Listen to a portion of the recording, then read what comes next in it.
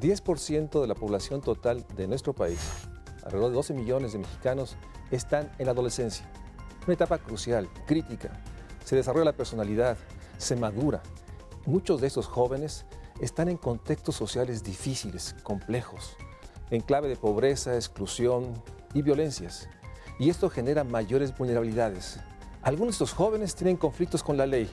Muchos incluso acaban internados. ¿Cuál es el efecto en ellos? ¿Cuál es la capacidad del Estado para restaurarles sus capacidades y que puedan tener y optar por una vida digna? De eso hablaremos hoy en el Estudio de México Social.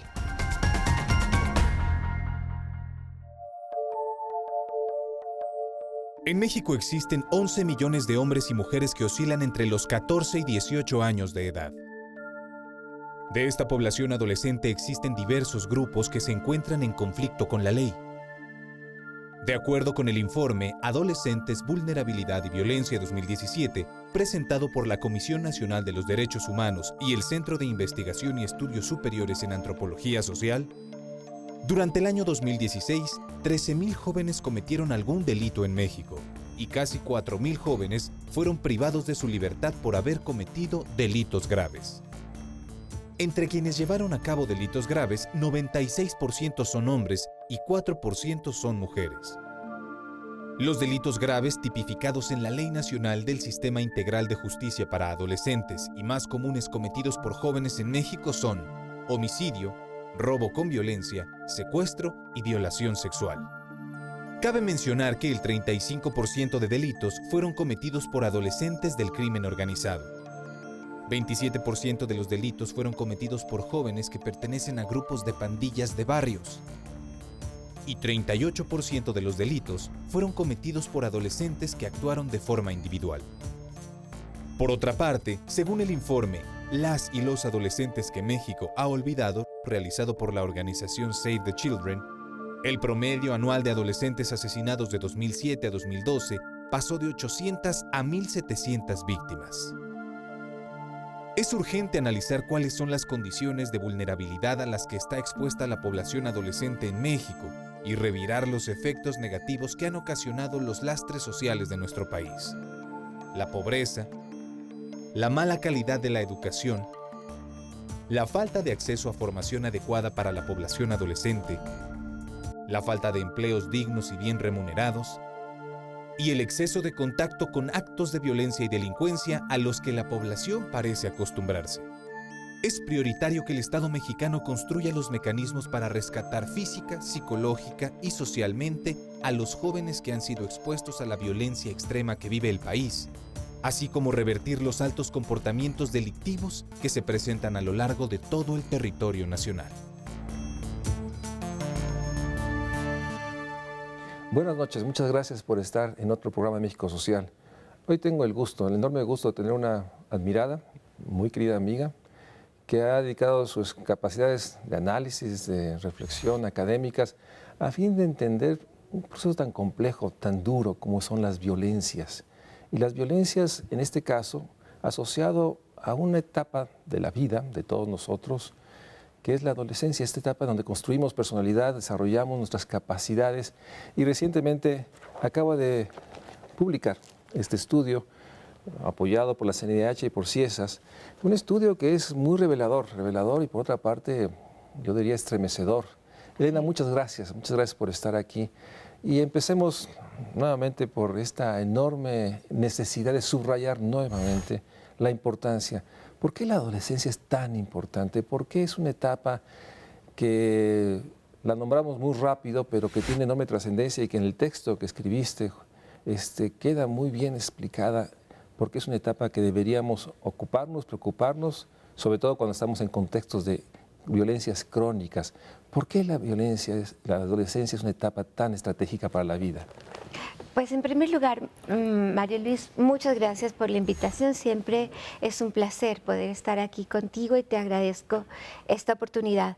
Pues ciertamente la adolescencia es un periodo clave de la vida y tiene características específicas que incluso los estudios más recientes han ido como profundizando y puliendo para aclararnos que la adolescencia precisamente se caracteriza como esta etapa ciertamente transitoria entre la infancia o la niñez y la adultez, pero sobre todo lo que han dicho los estudios más recientes que están como apoyados en las neurociencias, es que el cerebro humano, todas las áreas que tienen que ver con la moral y con ciertas actitudes, no logran madurar del todo sino hasta después de los 20 años.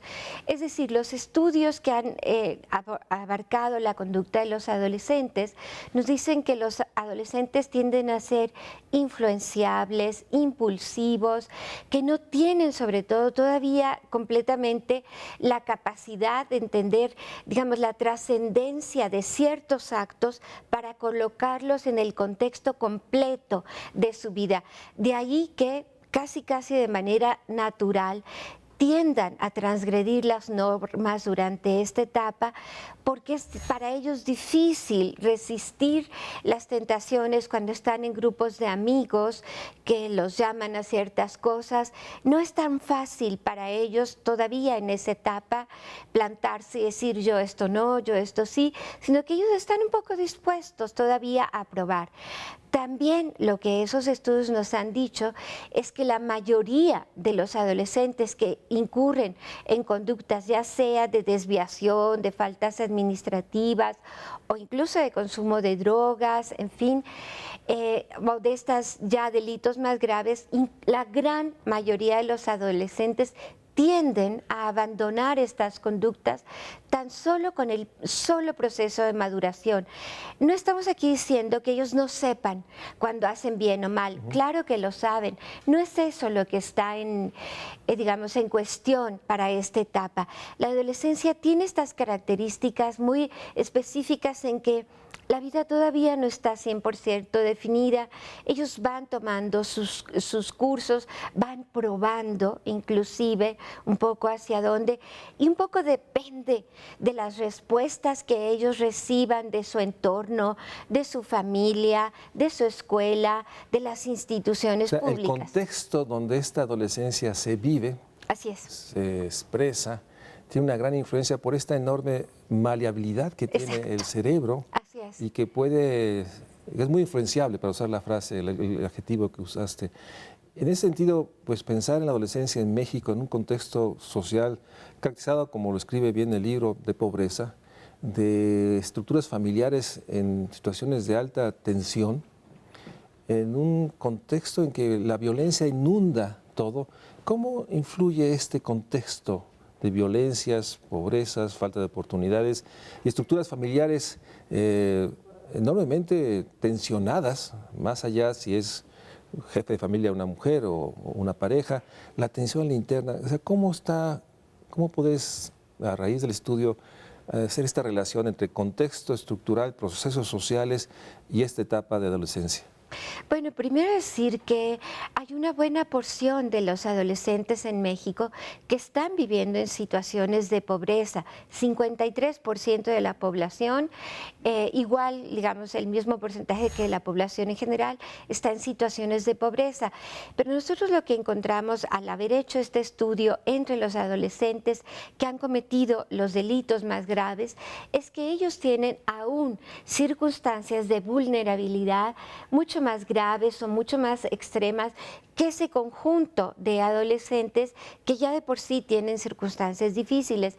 Estos son los adolescentes que se enfrentan, digamos, que tienen padres que muchas veces no tienen un alto nivel educativo, también padres que tienen trabajos muy precarios, con salarios muy bajos, con una jornada de trabajo muy larga, muy pesada, de manera que no es tanto, digamos, que podamos responsabilizar, por así decir, a los padres por abandonar a los hijos o por no poderlos proteger debidamente. No es que no tengan responsabilidad, tienen un cierto nivel de responsabilidad, pero hay que analizar esas circunstancias en las que viven esos padres y en las que verdaderamente, en primer lugar, si tienen esos bajos niveles de educación, ni siquiera ellos a veces tienen las competencias, las habilidades para entender del todo qué es la problemática que están enfrentando sus hijos. Tampoco son capaces de alentarlos o de hacerles que hagan todo el esfuerzo por permanecer en la escuela, ni las escuelas hacen el esfuerzo que deberían hacer para retener a estos adolescentes que a veces comienzan a presentar ciertas problemáticas y el sistema educativo les es más fácil deshacerse de ellos. Expulsarlos. Entonces es urgente que el sistema educativo genere programas especializados para estos niños o para estos adolescentes que comienzan a manifestar cierta clase de problemas, en vez de echarlos fuera, que los arroja a un mundo con muchos riesgos, con muchas incertidumbres.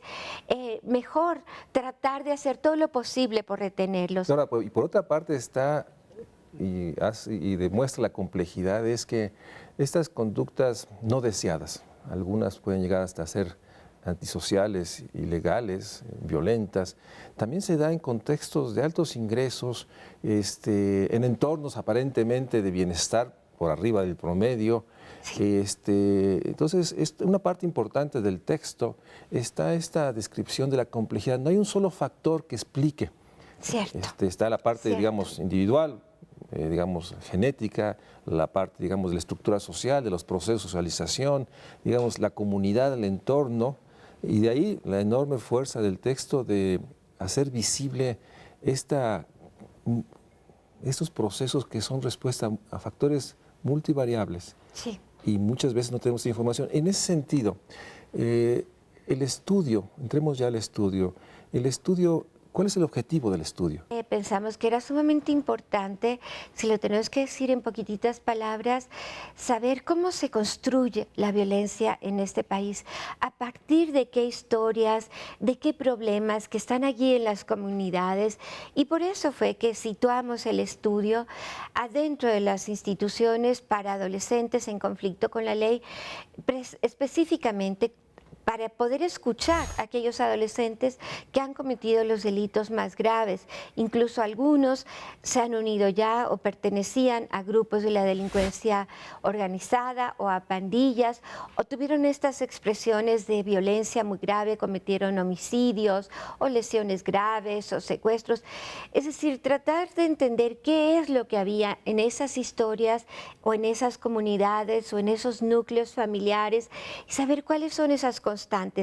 Lo que importa mucho decir es que se trata de un estudio, sinceramente, más que representativo. Es decir, nosotros ya nos dimos a la tarea de escuchar al 20%, es decir, la quinta parte de todos estos niños y niñas, o adolescentes, mejor dicho, que están en estas instituciones y que han cometido delitos graves, delitos violentos. La quinta parte en todo el país. Fuimos a 17 estados de la República, estados que son en el norte, en el centro, en el sur, en todas las regiones del país, y ya hablamos con 1 de cada 5 de estos Tiene una gran adolescentes. representatividad y logra una comprensión más cercana a un fenómeno tan complejo como es la violencia que ha llevado a estos jóvenes a estar internados. Sí. Y hay una capacidad de contextualizar ese proceso de violencia antes y durante el proceso de internamiento. Déjame un corte y regresamos a seguir revisando este estudio que, como bien dice la doctora Elena Saola, nos permite comprender un fenómeno nuevamente oculto en estas dimensiones de las instituciones, que no nos permite apreciar no solo la circunstancia que viven los que ya están internos, sino sobre todo cómo prevenir, evitar, no solo el internamiento, sino esas conductas de violencia, no solo de los entornos, sino también de las instituciones, que ya nos dirá más adelante Elena, lleva a que muchos de esos jóvenes, después de esos procesos, no tengan realmente un proyecto de vida. Y eso lo hace dramáticamente, no solo censurable, sino exigible que hagamos algo rápidamente. Damos un corte y regresamos aquí a México Social.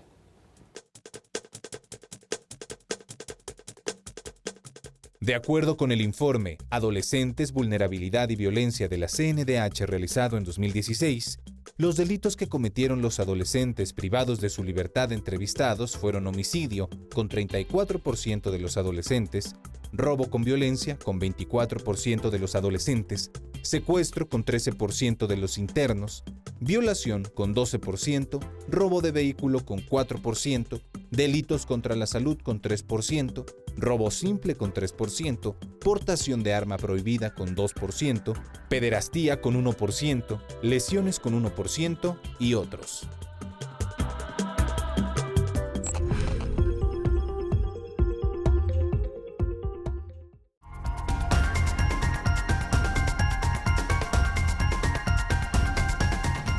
Muchas gracias por seguir con nosotros. Estamos hablando de adolescentes, vulnerabilidad y violencias con la doctora Elena Zaola.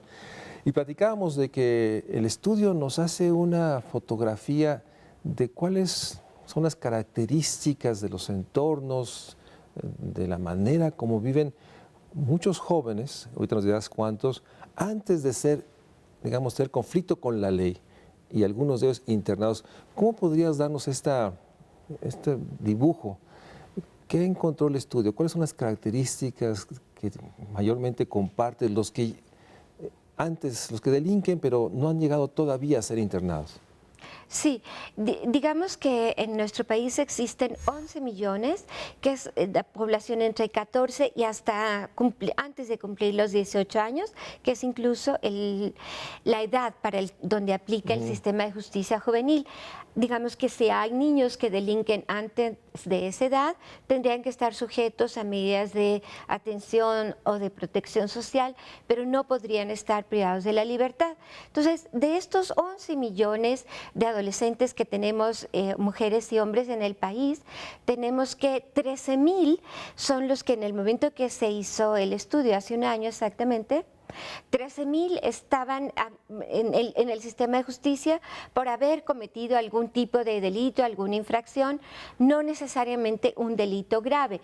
De esos 13,000, 3,000 estaban, en números redondos, privados de la libertad porque eso sí habían cometido delitos graves, y esos delitos graves quiere decir que siempre son los delitos en donde se ha hecho uso de la violencia. Cuando dices delitos graves, ¿a qué nos estamos refiriendo? Nos estamos refiriendo particularmente a los delitos donde se usa la violencia. Puede ser un robo, pero habiendo hecho uso de la violencia, el secuestro y el homicidio, esos son los tres principales. Y violaciones, por supuesto, las violaciones.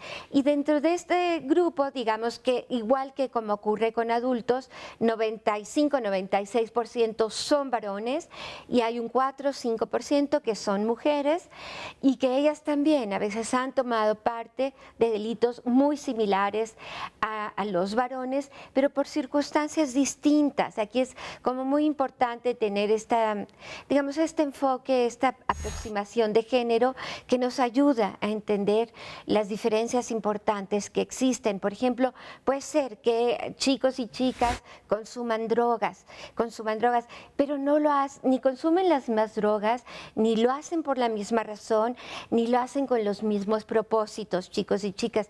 Entonces tiene que dárseles una atención especializada atendiendo a estas características específicas, también como ocurre, por ejemplo, con los niños y las niñas indígenas. Es decir, dentro de estas poblaciones que por las razones que ya dijimos son vulnerables, hay todavía más vulnerables, y son estos, los niños que tienen alguna discapacidad, o las niñas y los indígenas. Y bueno, como dije, también el consumo de drogas es alto. La otra cuestión es que un 30%, una tercera parte de estos chicos y chicas han estado en situaciones no solo de pobreza, sino de pobreza extrema, una tercera parte. Y esta proporción es 3 veces más que la que existe en el resto del país. O sea, estos adolescentes, casi una tercera parte, son los que dicen que cuando eran niños no había suficiente comida en su casa. Preguntas como estas fue lo que les hicimos: si sus padres los apoyaban, los llevaban a la escuela, si los llevaban al médico cuando se enfermaban, si había siempre alguien que les preparara comida. Y esa tercera parte es lo que contestó a todas estas preguntas, o la mayoría de ellas que no había alguien.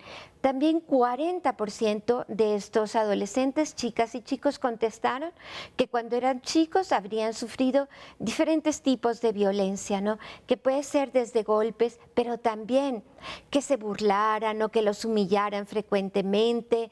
Ese maltrato a veces puede doler tanto o más que los golpes, cuando hay un chico que lo están acosando o molestando o golpeando en su familia, y digamos, triste de esto es que nosotros preguntamos a ese 40%, cuando tú estabas padeciendo esto en tu casa o había alguien, sobre todo las niñas tienen en un altísimo porcentaje por detrás incluso de la conducta que cometieron abusos sexuales, que no fueron atendidos de manera ni adecuada ni oportuna, simplemente o fueron ignorados. Muchos de los jóvenes que están internados fueron víctimas de sus entornos familiares, de sus entornos más cercanos, y por largos procesos, junto con entornos de pobreza. Y un dato que es muy revelador es que también había antecedentes en el hogar de los jefes de familia tutores que habían también estado internados. O sea, sí, eso también aparece como un elemento constante. 60% de estos chicos y chicas habían tenido en algún momento algún familiar en prisión. Claro, algún familiar que pueden ser los más cercanos, serían los que, pues uno puede decir, bueno, estaban realmente en un entorno criminógeno, por así decirlo. Ellos ya de alguna manera naturalizaron, porque crecieron en una familia así, que no es el 60%, porque esos que dije 60% puede ser que tuvieron un primo, un tío, un abuelo, pero en fin, un familiar en prisión ya algo nos dice sobre todo de cómo afecta, cómo daña a esos niños y a esos adolescentes que crecen en un entorno donde hay un familiar en prisión y no están recibiendo como alguna atención específica o especializada esas poblaciones de esos niños y niñas que tienen a su madre o a su padre en prisión.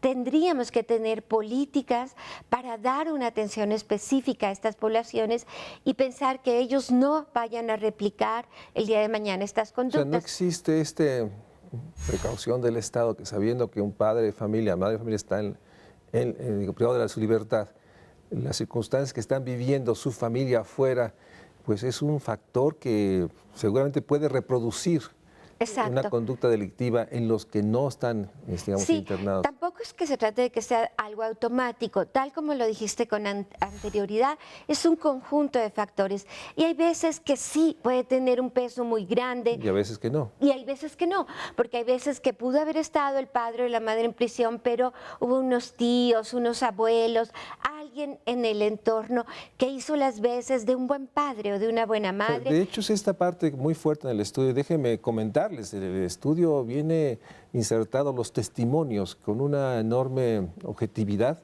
Finalmente son testimonios rescatados que permiten a quien es el lector del documento ponderar esa complejidad de historias de vida marcadas con lo que el estudio llama bien una vulnerabilidad primaria.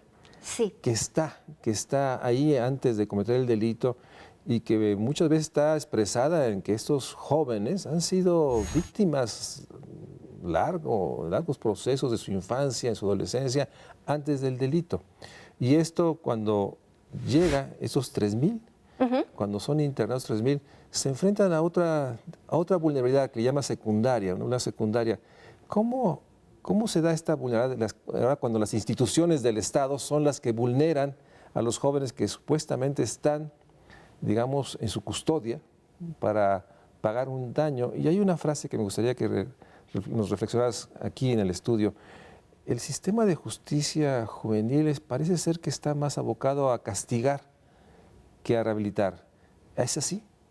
Sí, yo creo que en buena parte es así. Bueno, hay una diversidad de instituciones en el país, pero hay realmente una muy pequeña minoría que funciona. ¿Cuántos centros de internamiento juvenil hay? 54 centros de internamiento hay en el país. ¿Y esos dependen de? Generalmente de la Secretaría de Seguridad Pública de cada uno de los estados. Y hay que decir que desafortunadamente los gobiernos estatales no ven nunca como una prioridad y ahí son bastante ciegos. No ven la importancia que tiene invertir en estos chicos para poderlos sacar adelante.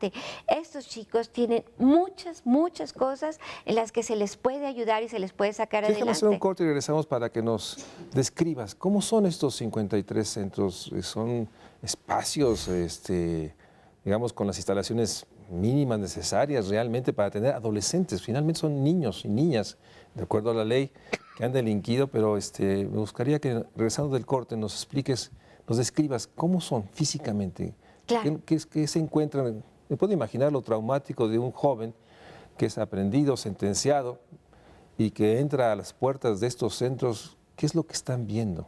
Vamos a un corte y regresamos al Estudio México Social.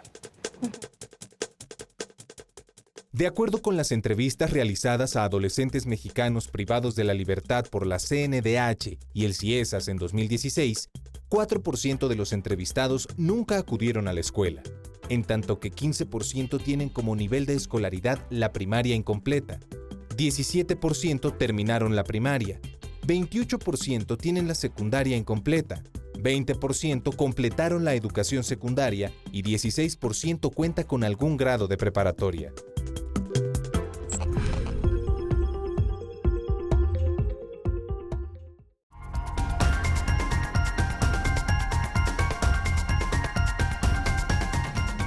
Gracias, muchas gracias por seguir con nosotros. Estamos hablando sobre aquellos adolescentes que por distintas razones fueron internados en centros de justicia, aparentemente, o por lo menos el discurso diría, para su futura reintegración una vez que han sido, digamos, atendidos por el Estado. Y la realidad es que nos encontramos otra situación, son castigados también por el Estado. Pero nos decías que hay 52 de este tipo de centros. ¿Cómo los podrías caracterizar? ¿Son centros con las capacidades institucionales para atender a esos jóvenes físicamente? ¿Cómo son? No, la gran mayoría de estos centros, que son 54 en todo el país, la verdad es que la gran mayoría son más bien la excepción. Aquí, digamos que, nomás para ligar un poquito con la parte anterior que dijimos, si tuviéramos que decir en pocas frases cuáles las características de los niños que llegan aquí, lo que diríamos es que tienen un importante déficit de cumplimiento de derechos. Inclusive ellos no se asumen como sujetos de derechos porque nunca han tenido un derecho que esté garantizado a la educación, a la salud, a un ambiente digno, a una protección en que no se violenten, en que no sufran de violencia, etcétera. ¿Y qué pasa cuando llegan a estos centros o incluso cuando son detenidos? Bueno, la gran mayoría de las veces, quiero decir 57% de los niños dieron cuenta de severos malos tratos, tortura, cuando fueron detenidos por la policía. Es decir, si tenemos todavía policías en este país que no son capaces de respetar y de hacer, bueno, nunca tienen por qué maltratar, Sí, claro. bueno, más que en condiciones en que hay resistencia, en fin, cuando se trata de un adulto. Pero tratándose de niños, de jóvenes, tiene que haber una consideración doble, especial. Y bueno, 57% de estos adolescentes dieron cuenta de golpes, de que los queman con la chicharra, los ahogan, en fin, hay mucho. O sea, hay tortura mucho. antes, Hay tortura, en el hay proceso, tortura. digamos. Antes del proceso, claro, antes del proceso, antes de que lleguen incluso a las agencias del Ministerio Público, a veces también hay en las agencias, luego pasa el juicio y luego llegan a estas instituciones que tú preguntabas si cuentan con los elementos necesarios. Desafortunadamente no, porque como decía anteriormente, en el gobierno de los estados, las cárceles en general y estas instituciones para adolescentes también en particular no forman parte de una prioridad. Y es una ceguera realmente por parte de las políticas de seguridad no abarcar o no comprender el mejoramiento de estas prisiones y de las condiciones de vida de las personas adultas y de las personas menores de edad, de los adolescentes que están en estos centros, porque de ello depende a qué van a salir estos adolescentes. Y hay muchos de estos centros que, vaya, para decirlo con toda claridad, ni siquiera cuentan con la alimentación suficiente, los niños tienen hambre ahí adentro, las instalaciones a veces son viejísimas, ni siquiera son instalaciones apropiadas, a veces era un internado religioso o era una escuela, ni siquiera está bien del todo adaptado para estas circunstancias. Hay otros centros en donde lamentablemente tienen una política que verdaderamente desconoce todo acerca de adolescentes, porque encierran a estos chicos, los tienen encerrados en los dormitorios desde las 4 de la tarde, porque a esas horas se va el personal, entonces a esa hora les dan de cenar y los encierran en su dormitorio. e incluso otros centros que los tienen permanentemente encerrados en su dormitorio. No hay ninguna política en el mundo para la rehabilitación de los adolescentes que aconseje un modelo así. En ningún país del mundo se aconseja este tratamiento. Al revés, ellos tienen derecho a la educación, tienen derecho a la capacitación. Es el momento de la vida en que ellos pueden absorber, pueden aprender muchísimas cosas y ellos están... Entonces, ¿el efecto contrario cuál es? Porque finalmente son víctimas del Estado. Exacto. Y genera lo que llamas en el texto una segunda vulnerabilidad. Exacto. ¿Cuál es el desenlace de esto? O sea, me puedo imaginar un joven que no entiende realmente si cometió un delito o no delito, se siente víctima también de la vida, de las circunstancias, es internado en un lugar que es un castigo profundo, en una etapa, nuevamente recordando, una etapa de adolescente que son daños o huellas muy cerebrales profundas. Estos jóvenes que tienen sentencias, no sé, de 4 o 5 años, ¿no? ¿Cuál es la expectativa de ellos? ¿Cuál es la demanda de ellos adentro? Porque es una parte interesante. ¿Lograste recuperar qué es lo que demandan ellos, a los que entrevistaron? Los que están adentro, ¿qué es lo que ellos piden? Bueno, pues ellos demandarían, primero que nada, un buen trato, claro, instalaciones más dignas, pero también que varios de los centros tienen escuela que se les da a estos niños 2 horas a la semana. A ver, ¿qué clase de educación es 2 horas a la semana o 2 horas a la semana que les dan también alguna otra actividad? Y eso es todo. Y eso es todo. No, ellos demandan tener una educación que puedan sacar adelante su secundaria, su preparatoria, porque muchos de esos niños desertaron, apenas terminaron la primaria o los primeros años de secundaria, si acaso, ¿no? Entonces ellos, ¿a qué quieren salir? La gran mayoría de ellos es muy hermoso. La verdad es que después de haber pasado a veces por delitos que pueden haber sido muy serios, ¿qué es lo único que piden? ¿Qué es lo que les gustaría? ¿Qué es lo que anhelarían en su vida? Poder salir y estar con su familia, construir una familia propia, incluso algunos de ellos, 20% de estos adolescentes que están ahí ya son padres, que es otra desgracia, ¿no? Este embarazo adolescente es otro grave problema en este país, que se permita, que no haya políticas que evite que sean padres cuando no están todavía preparados para hacerlo. Entonces estos niños, estos adolescentes, en vez de que la institución propicie que se hagan responsables de esta paternidad que ellos han adquirido, no dejan que entre su pareja a visitarlos o sus niños a visitarlos, en vez de que los capaciten y promuevan una paternidad responsable. No se hace así, no se les permite que entre la pareja, que entren los hijos. Entonces todo lo que ellos quisieran es regresar con su familia cuando tenían una familia, o construir una familia, llegar a tener una casa, un empleo, una carrera. Son mínimos. 1% los que contestaron que no tienen otro destino más que seguir delinquiendo porque no tienen otra cosa. Entonces, a tu pregunta, ¿qué va a pasar cuando salgan? Así es. La respuesta fue maravillosa porque yo les ponía varias respuestas. Bueno, ¿tú crees que los chicos de aquí, cómo crees que salen? ¿Salen mejor? ¿Salen peor? ¿Salen igual? Y su respuesta era, depende. Y tienen toda la razón, depende. Depende del apoyo que obtengan ahí adentro, de los elementos que ellos puedan ser capaces de aprender, de absorber, y del apoyo que reciban cuando salgan. Si ellos, su familia ya no ve por ellos, si no tienen otros son lazos, abandonados. A veces, la gran mayoría afortunadamente sí los visita su familia, salvo cuando ya tienen estas sentencias bajo el sistema anterior, que tenían penas de 10, de 15 años, pues sí, la familia va yendo los primeros años, ya luego se cansa y los abandona. Afortunadamente la nueva ley marca como 5 años máximo.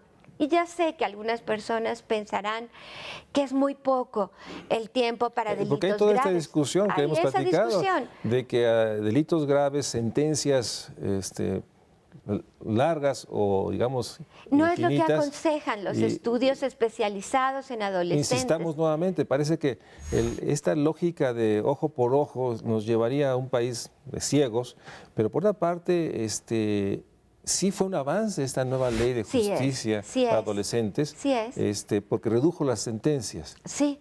Pero no fue suficiente porque este internamiento sigue estando en esas condiciones. ¿Sería una de las conclusiones del estudio? Por supuesto, que el internamiento tiene que dotarles de todos los elementos que ellos necesitan para poder salir adelante en buenas condiciones. Si nosotros no lo estamos haciendo, estamos apostando a que esos chicos, es uno de los caminos posibles, que se arraiguen en una carrera delictiva. ¿Por qué? Porque no les dimos los elementos, porque no los apoyamos. O sea, cuando estamos viendo cómo crecieron estos chicos, uno no puede dejar de ver. Hubo una familia que falló porque no pudo, por diferentes circunstancias, hacerse cargo completamente y de una manera adecuada de esos niños.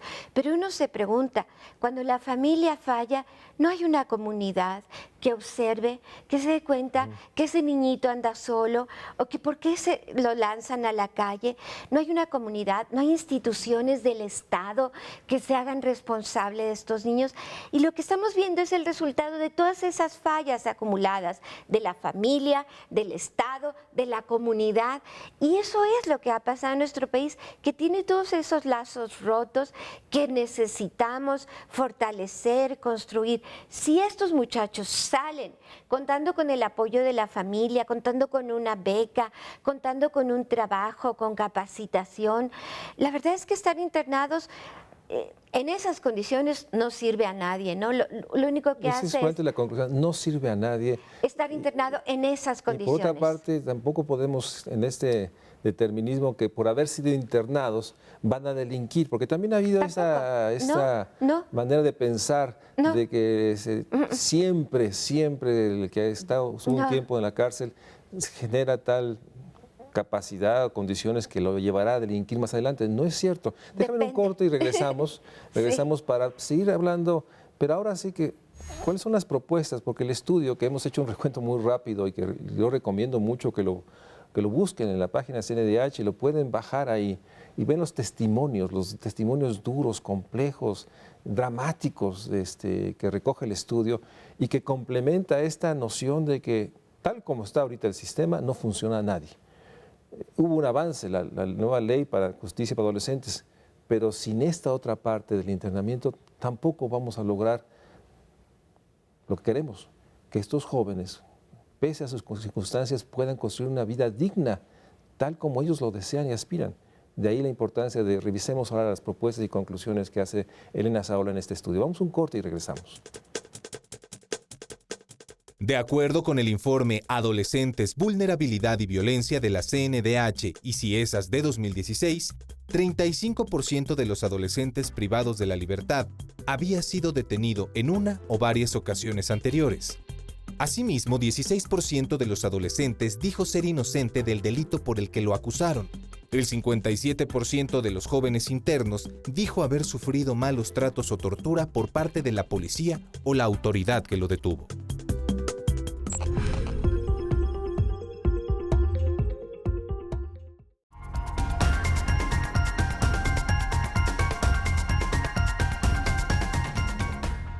Muchas gracias, de verdad, muchas gracias por acompañarnos aquí a esta última parte del programa sobre estos jóvenes que han sido víctimas en una primera etapa de infancia, muchas veces de las circunstancias y contextos ajenos a ellos, pero que después el Estado a través de sus instituciones los vuelve a victimizar y les genera una mayor vulnerabilidad. Y el estudio que ha hecho la CNDH, CIESAS, y liderados por la doctora Elena Saola, permite evidenciar que, como ella nos acaba de decir, así nadie tiene ninguna rentabilidad o ganancia. Estamos repitiendo el mismo error, aun cuando hay una nueva ley, una ley de justicia para adolescentes que redujo las sentencias. En ese sentido, me gustaría que nos comentaras cuáles son, hay un apartado largo que yo aprecio mucho, porque normalmente no es tan largo, de conclusiones, de propuestas. O sea, ¿hacia dónde? Porque hemos mencionado mucho que esta nueva ley de justicia para adolescentes fue un logro importante, pero se ve muy insuficiente. Claro. Y déjame preguntarte, porque es un asunto que queda también en muchos imaginarios, que estos jóvenes salen marcados, manchados por haber estado ahí, manchados, y una sociedad que cuando se entera que estuvieron internados, pues simplemente no les damos una segunda oportunidad. Y está este tema de la carta, una constancia ante no penales. En este caso no aplica, si aplica, sigue siendo un elemento que los tacha, que los mancha o... No, por supuesto, en el caso de los adolescentes, desde hace ya un buen tiempo, no hay un registro previo que diga que ellos estuvieron, es decir, no generan antecedentes penales, ni tiene por qué exigírseles ninguna carta de no antecedentes penales, porque eso no trasciende, eso quedó allí en la institución, y en ese sentido, solamente en ese sentido, tal vez, se les da una nueva oportunidad para que vuelvan a regresar a la sociedad, digamos, limpios en ese sentido, ¿no? Pero lo que tenemos que decir es que sí hay un conjunto de recomendaciones importantes. Primero, ¿qué tendría que haber hecho la sociedad entera? Porque es una responsabilidad de todos y el Estado para que los niños no llegaran a estas instituciones. Tendrían que haberse hecho cargo de un conjunto de políticas para atender a la infancia, para que aquellos niños que han sufrido de violencia sean debidamente atendidos, protegidos, compensados, que ningún niño tenga por qué sufrir de violencia. Y ojo, otra parte que es importante, la violencia de género. Muchas veces estos niños no solamente sufrieron porque ellos fueron agredidos, sino porque veían cómo su padre maltrataba a su madre, y ese dolor es algo que a ellos les pesa. Otro tema, 22% de estos niños no conocieron a su padre. Ese es un vacío importantísimo que tiene unos efectos muy poderosos en estos niños que siempre están anhelando haber tenido esa figura paterna, ese acompañamiento de un padre. Algunos lograron sustituirlo con alguna otra figura, otros no, nunca. Entonces, todas estas políticas de protección a la infancia y un mejor sistema educativo que se haga cargo de estos niños, que evite la deserción escolar, todo eso debió de haber sido previo. Déjame interrumpirte para subrayar. No solo es la violencia que ellos son, digamos, víctimas, es estar en un contexto de altas violencias. Claro. O sea, el contexto de ver al padre que abusa de la pareja, la imagen cuando el joven que está escolarizado todavía ve cómo el maestro o el intendente maltrata, abusa a un compañero. O sea, sí tiene un impacto en esa edad. Digamos, esta realidad nuestra, vemos violencias por todas partes. Sí les está impactando, no son inertes, independientemente que pueden ser no víctimas físicos. Psicológicamente sí hay un daño. Absolutamente. Y una sociedad que no lo reconoce. Y hay una naturalización de la violencia que es muy preocupante. Dos preguntas que los chicos casi respondieron de manera sistemática igual. Una pregunta que hacíamos, ¿en tu escuela podía suceder que los más grandes maltrataran a los más pequeños? Pues claro.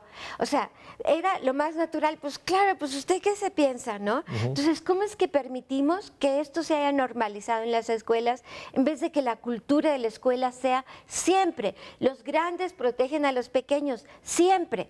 Y la otra respuesta que contestaron, pues claro, es, ¿y cuando te detuvieron a ti la policía te maltrató? Pues claro, o sea, ya es lo que esperaban, o sea, no hay duda alguna de que esa es la respuesta automática. Esas son las cosas que tenemos que cambiar en este país. Entonces, las recomendaciones son, es todo eso previo a que sucediera. Y ya una vez que entran a los circuitos de justicia, por supuesto, nunca debe de tolerarse el maltrato por parte de la policía, porque eso tiene unas consecuencias y unas huellas muy profundas. En un menor de edad no es lo mismo. Los golpes que no se justifica para ninguno, ni para adultos ni para menores. Pero en un menor, un año de encierro equivale como a 5 de una persona adulta. Y lo mismo los golpes, tiene otra dimensión. Estos niños no olvidan esas cosas. Entonces, estas instituciones tienen que ser dotadas de todos los recursos, pero también del personal capacitado, porque tú mencionabas que bien que la ley dice que solo 5 años, no es solo eso, la ley dice muchas otras cosas, pero hay una distancia entre la ley y siempre en este país. Cumple. Exacto, estamos muy contentos de contar con una ley excelente, pero va uno a ver la realidad. Bueno, pues la pregunta sería, ¿quién es responsable de que no se aplique la ley? Porque finalmente... Todos los tramos. Pero digamos... El gobierno de los estados que no los está dando. En una entidad sería el gobernador, su secretario de Justicia, de Seguridad, seguridad, el sí. procurador, Sí. Que de La él policía. depende un director. Sí, todos Y este esos. director, nadie lo supervisa Y además tienen personal en pésimas condiciones, muy mal pagados, muy malas condiciones de trabajo. Entonces, hay personal muy lindo, con vocación y que hace todo lo que puede, pero pésimamente mal pagado. Y hay otro personal que no, pues que es apático, que es indolente, porque así ha sido tratado por la propia institución. Entonces tenemos que corregir esto. No solamente digo, los niños necesitan comer bien, tener una buena educación, tener capacitación, pero también para recibir esa atención se necesita que ese personal que los atiende igual estén en buenas condiciones, esté capacitado constantemente, cuente con los elementos para dar capacitación. todas esas son recomendaciones muy puntuales que Sí. constan en el estudio, de fortalecer los recursos, los perfiles, una mayor supervisión, la construcción de actividades profesionalizantes que les permita tener Claro. oficios y habilidades para Claro. reintegrarse a Así una es. vida con trabajo. Pero en el fondo está esta parte que me gustaría tu comentario. No hablamos de este tema. O sea, no están en la discusión pública los jóvenes adolescentes que están internados. Hay un ocultamiento. Por eso a mí me sorprendió y tanto reconozco un trabajo de estos. ¿Por qué hay se habla de los crímenes más graves, el hacinamiento en las grandes, digamos, prisiones? ¿A qué atribuyes este ocultamiento? Parece que no hablamos de A la adolescentes. falta de visión, de que estos adolescentes no le importan a nadie. Eso es lo que queda claro. Cuando uno analiza la realidad en la que ellos están, se ve la falta absoluta de visión, la falta absoluta de sensibilidad, de visión de futuro. No solamente hay que pensar en estos adolescentes del futuro, hay que pensar en ellos, desde luego, en el presente. Pero si no nos ocupamos de ellos en el presente, ellos van a seguir ocasionando graves daños a la sociedad y a sí mismos. A nadie nos conviene eso, a todos nos conviene darles todo el apoyo, y de que hay manera de rehabilitarlos. Claro que lo hay 1000 cosas que se pueden hacer, están en la etapa idónea de la vida para poder hacer un giro, que no estamos siendo capaces de visualizar y de dar. La pregunta que tenemos que respondernos es: ¿qué tenemos que hacer para construir en estos chicos que sean chicos responsables, autónomos, capaces de respetar las normas de la convivencia social? Pero si tenemos aquí instituciones que son incapaces de respetar esas normas con ellos, que traspasan esos límites, violentando sus derechos de muchas maneras, ¿qué es lo que les estamos diciendo? Pues que se vale, que el Estado mismo no respete esas normas, que el Estado mismo tiene una maravillosa ley, pero pues esa no tiene nada que ver con la realidad. Y lo documentas, cuando son las instituciones del Estado las que fallan, las que fracasan, las que violan todos los derechos, tienen una huella mayor. Claro. En ese sentido. Ahora, hay un tema que comentamos al principio, me gustaría regresar. 3,000 jóvenes en internamiento. Es una cifra que, por una parte, yo diría, es posible, es posible construir espacios dignos, proyectos de integración. Y es una cifra que me sorprende. Yo tenía una nominación que serían mucho más si la población adulta carcelaria está cercana a los 300,000. 240,000. 240,000, 150,000. 3,000 jóvenes adolescentes. Es una cifra que no responde a esta construcción que se ha hecho de que cada vez se involucran más jóvenes en actividades más violentas, más delictivas, de delitos graves, y esta corriente que quiere castigarlos como si fueran adultos y que sigue presionando. Pero 3,000 es una cifra, no sé cuál ha sido la evolución histórica de los últimos años, pero no es una cifra, digamos, lejana a la posibilidad de darles todos los derechos a una población que tiene derechos. Por supuesto, yo creo que lo que pasa, influyen ahí varios factores, ¿no? Por un lado, el que precisamente las leyes y todas las recomendaciones de los sistemas internacionales dice que internar a estos chicos debe ser solo la última de las opciones posibles. Lo ideal sería que ellos pudieran permanecer en su familia, en su comunidad, y ahí brindarles los programas de atención e internarlos solo cuando son estos delitos más graves. Entonces, ha ido disminuyendo la población y dramáticamente en todas estas instituciones. Hace años había miles más de niños. Entonces es un poquito paradójico que hoy en día sabemos por la realidad cotidiana que la delincuencia ha subido y ha subido muchísimo, la violencia también, y en cambio la población de adolescentes en estos centros ha bajado. Digo, por un lado ha bajado a consecuencia de la ley, pero sabemos que también lo que pasa es que hay como no mucha eficiencia por parte de las procuradurías de investigar los delitos, de poderlos demostrar. Esta cifra negra que tenemos. Hay una cifra negra seguramente de chicos y chicas que están participando en la delincuencia y que no llegan a los circuitos de la justicia por incompetencia de las autoridades.